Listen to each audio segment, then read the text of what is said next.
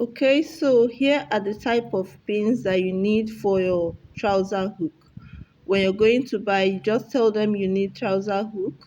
Depending on the location where you are, you need this four piece. Okay, four pieces or four items. Two for one part, two for the other parts. That is for the trouser hook. One for one side of the trouser, the other for the other side of the trouser. Okay, you can see the way I kept it. So once you have your trouser now, this is it. We're going to be fixing it on the band of the trouser, right? So you're going to mark where the trouser hook is going to be. That is after the zipper line, right? Depending on the size of band that you have. Now this is the band. For this part, you can see the way the hook is. We're going to open the inside and fix it from the top so that the under of it will enter inside the band. Now the pin is very sharp, so once you use it you can pierce through the trouser and it enters inside, and then it will be closed so that it will not be seen on the other part. You can see the way it is, it's out already. So the next one looking like it, we're going to, on the outside it looks very neat, right? The next one we're going to use it to place on top of the pins, like it will enter inside. Just watch the video closely and you're going to understand what we're talking about. Here you don't need needle and thread. All you have to do is to pin it down to hold down the one that is placed on top. I hope you understand this very well. Okay, you can use something bigger like a screwdriver to do it, and pin down the other part too.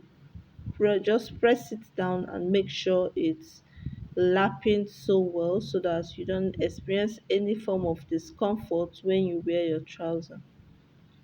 Okay, and like this we're done with this part. The outer part is looking very neat, so all we have to do is to smoothly close back the waistband. You can actually do this before sewing, finishing up the waistband band. Okay, so now we're going to identify where the other part is going to be. Now look at this other part. This is the part that will be outside. Okay, so we're going to identify where it's going to be so that the two of them matches up together, right? So this is it. Now this part is the part that is going to stay outside.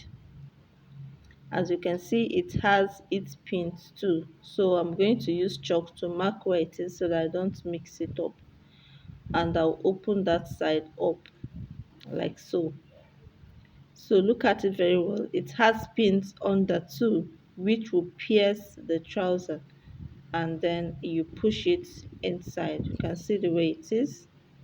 Here, the two pins are out. Now use the other one that does not have any pin and place it in between, right? Once you place it in between, you're still going to use something, a metal, something that is strong, to press down the pin of the first one over the second one so that it doesn't move. I hope this video is clear enough and you can actually understand what we are talking about.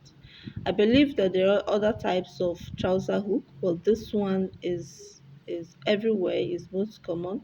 You can actually ask for it. Okay, so you see the way it is, so beautifully done, so beautifully done. So I'm going to hold it. You can see the way it is.